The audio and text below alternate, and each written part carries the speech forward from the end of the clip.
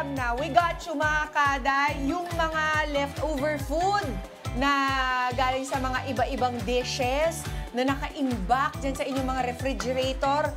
Pwedeng-pwede natin yung gawing brand new dish. Anong dish ka mo yun? Ano pa ba kung hindi ang all-time favorite ng mga Pinoy na fried rice? Yan ang style namin sa bahay kapag mayroong mga tira-tira, tapos masyado ng konti para gawing ulam ng isang tao, or yung mga pangat dyan, yung mga pangatlong inik na dyan. Naku, huwag nyo nang iinit ng ika-4, gawin nyo na yung fried rice. Bagong dish. Diba? Kaya, i-challenge ko ngayon ang aking mga kapartner. Na naman? Dito Yun sa naman Mission tayo. KU. Pwede bang kumakain na lang ako lagi? Pwede mo naman kainin after, which you actually do all the time. yeah. Hindi, never. Umamin tayo. Never, Mama P. So, Emma Tiglao versus Amiga once again. At ang running score po natin ngayon, mga kada, ay 7. And Emma Tiglao, 2. Ang lapit lang, di ba, ng score?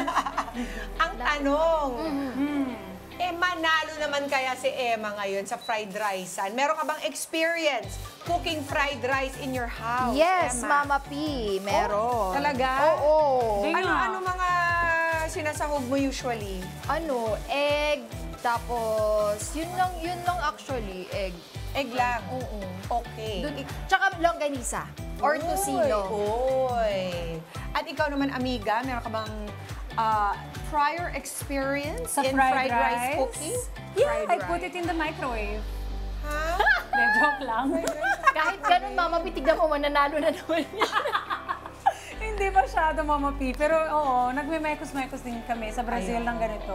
Ayun. Yan naman ang kagandahan eh. Kahit anong sahog, pasok. Correct. Diba? Sa amin sa bahay, pag kumakain ng steak, at meron natitira mga taba-taba, or yung mga pira-piraso na hindi nila type, the next day, steak rice. With malutong na taba. Sarap. Diba? Ngayong araw, ito po ang mga ingredients na maaari nilang gamitin. Hindi kailangan gamitin lahat. Pwede na lamang kayong mamili dyan depending on your preference and your taste. We have garlic, sibuyas, tomatoes. We also have ginger. Ito ay maliliit na chinop na broccoli. We also have oyster sauce, soy sauce. This is scallions, salt, pepper, butter, para mas malinamnam lalo.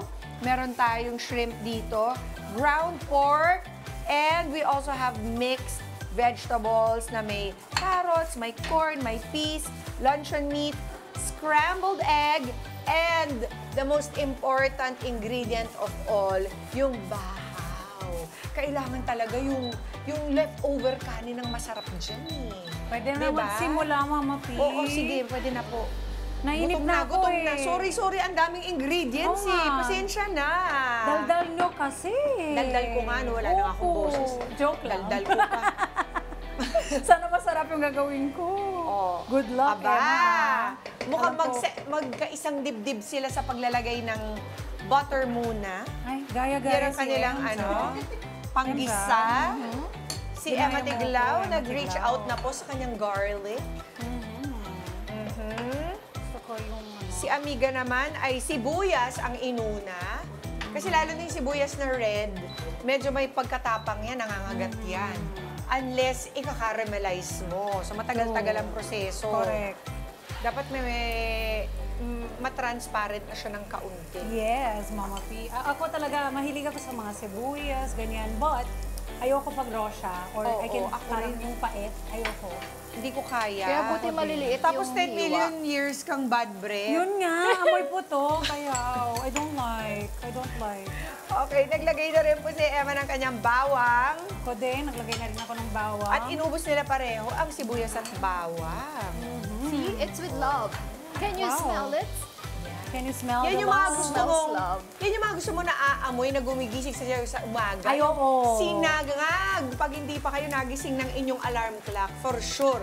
Pag, Yung amoy. pag may nagluluto ng sinangag, Magigising ka gising. dyan. Boom, gising. True. And, unahin ko Oy, na ang ating nag-shrimp na po si Amiga. Para yung shrimp ko ay medyo buttery. Wow, Yes. buttery. O di para na siyang naging Gambas. pagambas na yung dating. Kasi may aromatics at saka hipon.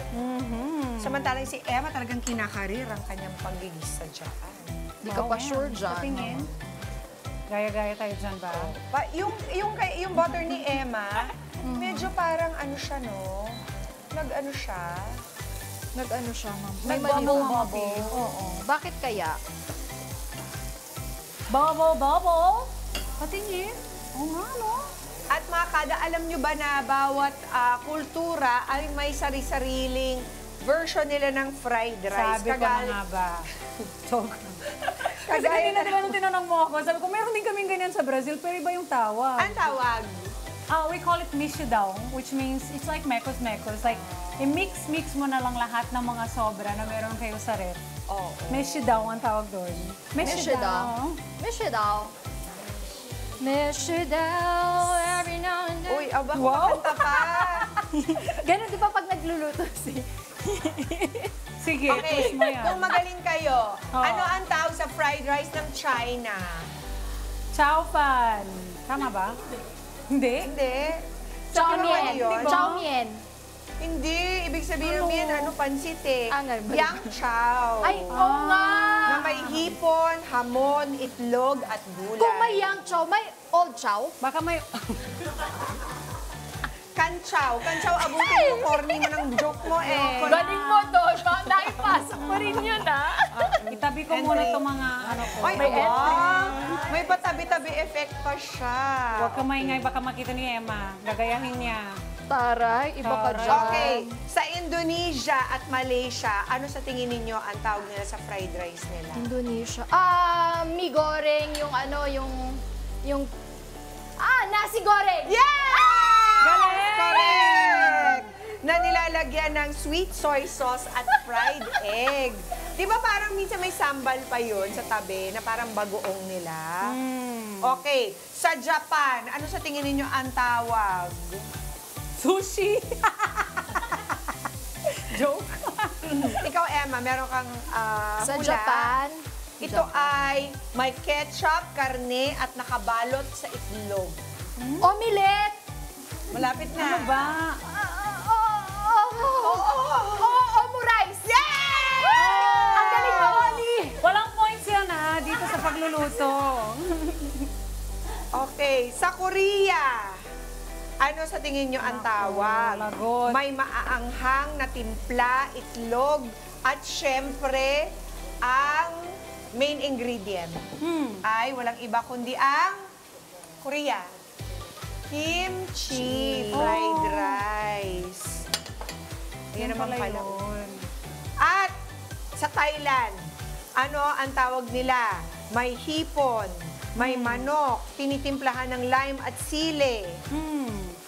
Ito ay tawag na cow pad.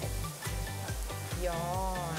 At syempre, dito sa our very own Pilipinas, nilalagyan natin ang ating rice ng garlic kasama sa mga silog. Yan ay ang very yummy, walang papantay na sinangag. Diba? Baka meron tayo dyan. Oil? Oo, wala nga oil. Well, gawa ko muna itong ano. Okay. At ang fried rice, hindi lang masarap, masustansya pa mga kada dahil parang kumpletos recados ito. May gulay, may itlog, may iba't ibang uri ng karne tulad ng manok, baboy, hipon, at mayaman sa proteinang mga yan. May vegetables ka na, may carbs ka pa, may protein ka pa. Tama, para mas masaya. Si Amiga, nilagay na po ang kanyang tomatoes, luncheon meat, at broccoli. Mama P, baka marinig ni Emma. Gagayahin niya ako. At magdadagdag pa siya ng butter pa. Correct. O si Emma, pinipitpit ang kanyang bahaw. Bakit, Ems? Hindi ko alam. Wait lang sinaseparate-separate ko kasi Ano yan? mix ko siya. Huwag kayong maano. O, Wala ano akong bang alam gusto sa mo, ginagawa Emma? ko. Siyempre. Nag-season ka na ba?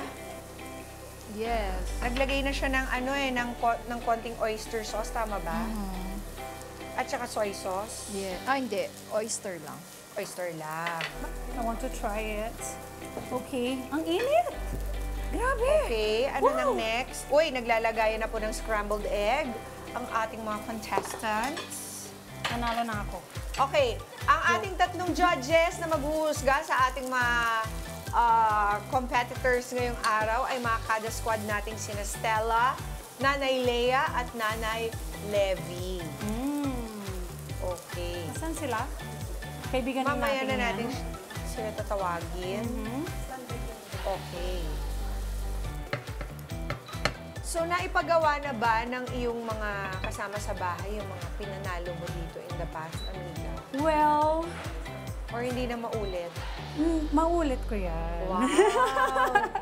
Naging curious tuloy si Tommy kasi 'di ba, usually siya yung nagluluto. Oo. Hindi ako. Oh, Nagulat siya na nanalo ako. Nagulat siya. Nagulat siya, bakit ikaw nanalo? Sabi ko, hindi ko alam.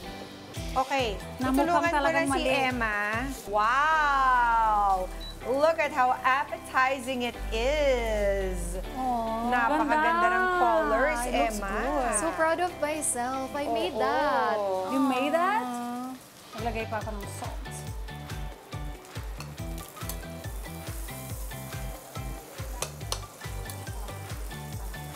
Pagluluto ko na yung mga kada natin din. Wala ka ng garlic dyan. Huwag ka na ano. Nagagalit na naman siya. Hindi naman. Ano, Okay. naubusan ko ng garlic. Oo. At dito naman kay Amiga, Wait lang. mag-plating na po tayo at magmamata ng agila sa tanghali na. Huwag niyo kasi ako tingnan habang ginaganon ko kasi mabigat ko. Amin na, I'll help you. Ako na, Amin. Sige, mama. Go. Bigat, no? Feeling ko masarap siya. Medyo mas dry lang yung akin. Hindi mo tinikman? Hindi na. Feel na Titikman lang. ko na siya ngayon. Oh, saan ka naman nakita niya, di ba? Are you ready? Yes na. Super ganda na. Okay. Okay. At eto naman ang kay Amiga. Wow! Yes! Look at that! Uy, may pahabol pang asin. Kasi malay ko naman, my gosh. Okay. So, malinaw na malinaw. Alin ang kay Amiga at alin ang kay Emma. Baka kulang ng asin.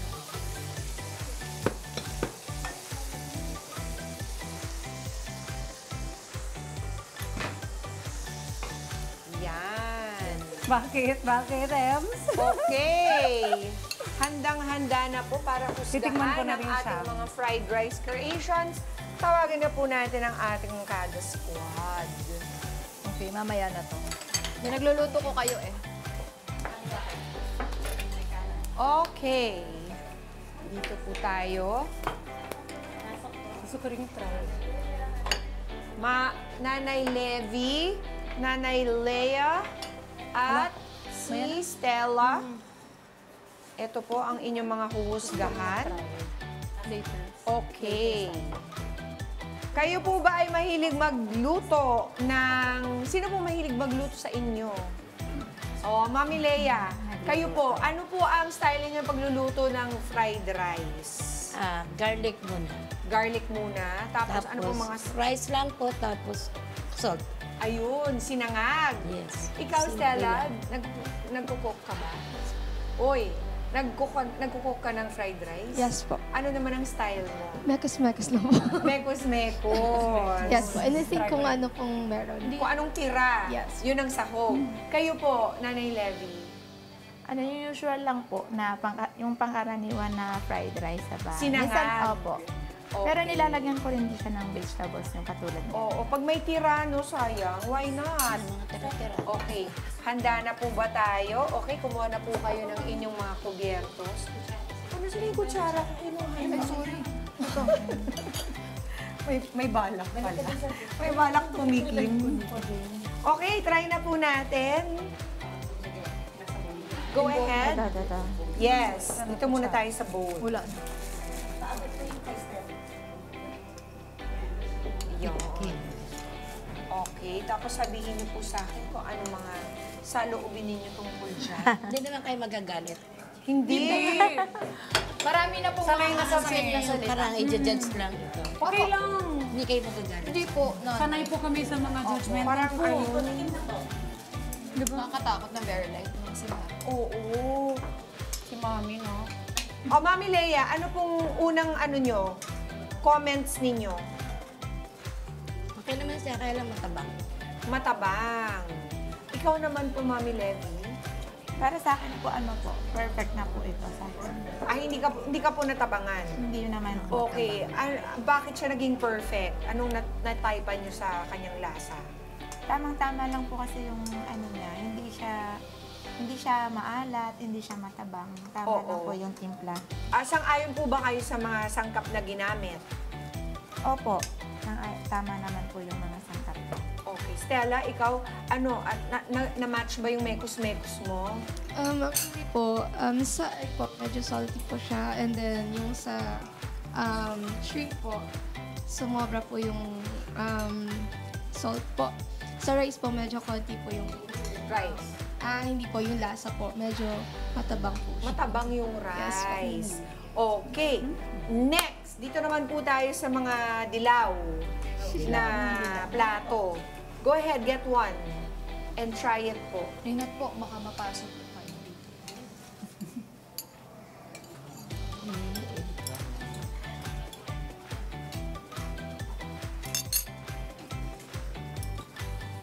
Yes, Mami Lea, your thoughts? Ay, ba't kayo natawa? Parang masarap yata eh. Hindi po, marami kayong sahog. Opo. Pero, Ano po? Okay lang, Mami Lea, para mag-improve sila. marami kayong sahog. Ito okay naman, kaya lang medyo matabang sa akin. Sa akin Okay. po. Opo.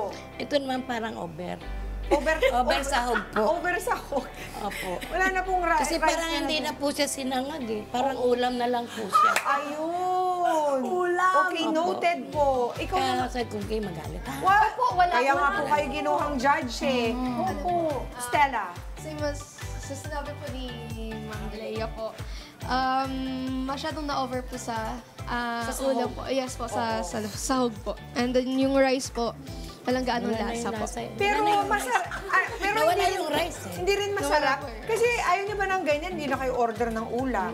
Eh, hindi na po sinangag to. Ano po, Ulam na sinangag lang na po may ito. konting rice po. Ayun! Parang ulam po na nilagyan ng sinangag. Ayun! Kayo naman, Nanay Levy. Sa akin naman po, okay lang po sa akin yung masahog kasi hindi po ako maano sa rice. Ayan. Kaya lang, medyo nakulangan. Parang wala na po yata kayong, naubusan na po ba ng asin? Naubusan ng po, asin? Ito po yung matabang sa akin. Oh, okay. So, wala pong mananalo ngayong araw. Hindi, kailangan po tayo pumili ng ibabaw sa inyong mga panlasa. Dito na lang po ako. Ito rin. Lahat kayo ay Dito na lang yung po ako. mangkok ang napili. Kasi po ito ulam lang to eh. Ulam na may rice. Okay. Ito po talaga, may sinangag kahit po. Ayun. Sa makatwid, mga kada, ang Mission KU winner natin dito sa fried rice episode, walang iba kung hindi si Emma Tigres! In fairness, meron ka bang gustong pasalamatan? Thank para you, sa- Ma'am. Nakaya mo akong magluto ng fried rice. Asin lang talaga. No, Mami Lea, no? Konti lang. Kanti na. Ayan. At amiga, meron ka bang naisabihin? Galante po kasi ito sa sangkap eh. Wala naman. Gusto pa rin siya. Trip pa rin siya. Congratulations! Congratulations! Maraming salamat sa ating Skada Squad. Si Nanay Levy, si Nanay Lea, si Stella. Thank you very much po para Pwede niyo na po sa ubusin. pagja-judge Yun ninyo. na lang po dadali namin. Dito At na. ngayon, ang Mission KU standings natin. Amiga, 7 points. Samantalang humahabol na with 3 points si Emma. fried rice natin, isa lang po ang sigurado masasarapan at mabubusog kayo. At ang pinaka-importante dyan, hindi pa tayo nag-waste ng kahit anong Tama. pagkain. At inubos ko ang sarili kong luto. Tama. Love your own. Until our next mission, KU, dito lang po sa Kada Umaga. Mga Kanet 25, this is Pia Guanyamago. For more Kada Umaga updates, please click the subscribe button and follow us on Net25 social media pages at Net25TV and at Net25 Entertainment Facebook page. See you guys. Bye!